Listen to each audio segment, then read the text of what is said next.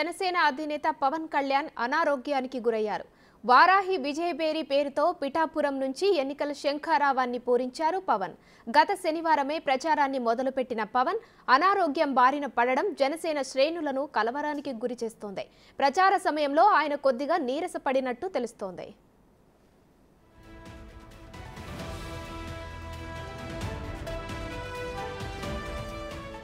దీంతో ఆయన టూర్లో స్వల్ప మార్పులు చేశారు. వరుస ప్రచారానికి తొలుత తేదీలను ప్రకటించారు.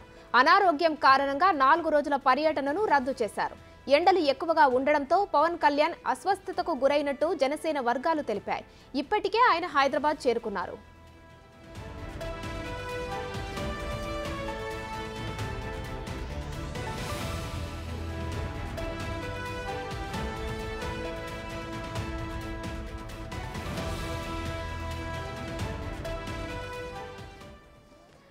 రైటిక అనారోగ్య సమస్య కారణంగా జనసేనాని టూర్ వాయిదా పడింది. దీనికి సంబంధించిన మరిన్ని డీటెయిల్స్ మా ప్రతినిధి అమరావతి నుంచి శివ అందిస్తారు. శివ, చెప్పండి, అనారోగ్య సమస్యల కారణంగా వారాహి యాత్ర అయితే వాయిదా పడింది. మరి తిరిగి ఎప్పుడు ఈ యాత్ర ప్రారంభించే అవకాశాలు ఉన్నాయి? ఈయన అనారోగ్యానికి సంబంధించి, పవన్ అనారోగ్యానికి సంబంధించి ఎలాంటి అప్డేట్ ఏమైనా ఇచ్చారా?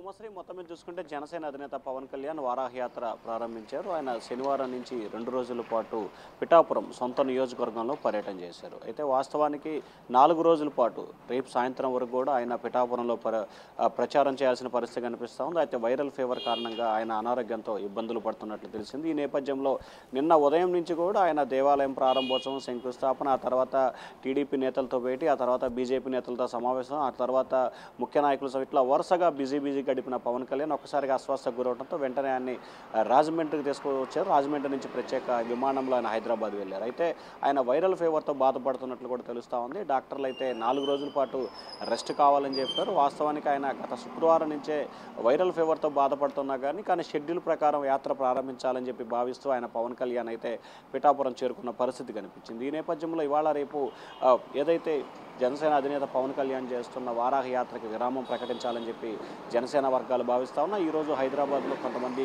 టీడీపీ, వైసీపీ నేతలు పవన్ కళ్యాణ్ సమక్షంలో కూడా పార్టీలో చేరబోతా ఉన్నారు.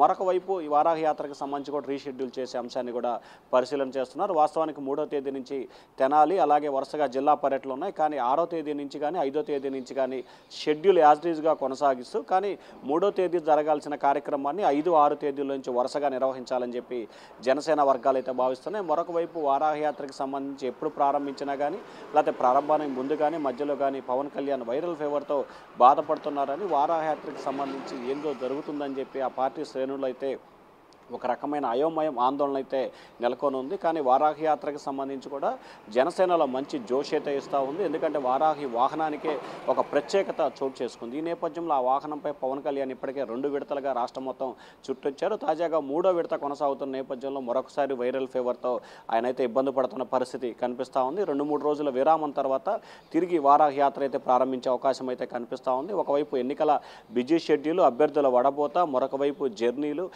ఎక్కువగా ఎండలుంటున్న నేపథ్యంలో కూడా ఆయన కొంత ఇబ్బంది పడుతున్నట్లు కూడా తెలుస్తూ ఉంది. ఈ నేపథ్యంలోనే ఇవాళ రేపు వారాహి యాత్రకి తాత్కాలికంగా విరామం ఇచ్చి ఎల్లుండి నుంచి తిరిగి ప్రారంభించే అంశాన్ని కూడా పరిశీలిస్తున్నారు. ఒకవేళ ఎల్లుండి నుంచి కనుక ప్రారంభిస్తే కనుక మరొక రోజు పిఠాపురంలో కొనసాగించి ఆ తర్వాత మిగిలిన ప్రాంతాల్లో కొనసాగించేందుకు కూడా కార్యాచరణ రూపొందిస్తూ ఉన్నారు ఉమ్మశ్రీ.